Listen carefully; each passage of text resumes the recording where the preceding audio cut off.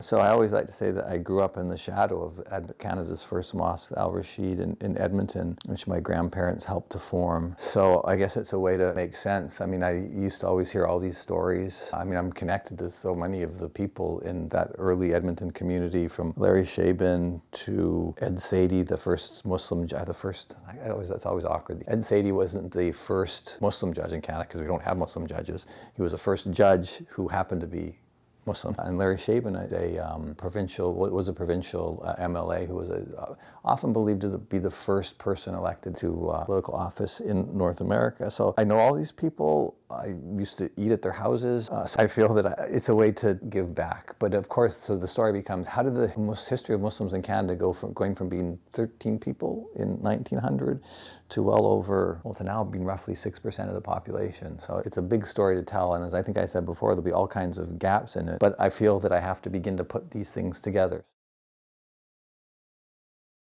I have a copy of the Quran of the first Imam in Canada, James Ailey. Nothing particularly, grandiose or anything. It's this little green Ahmadiyya translation of the Quran. So I have that, and I also have all these great pictures of my grandfather on his steamships.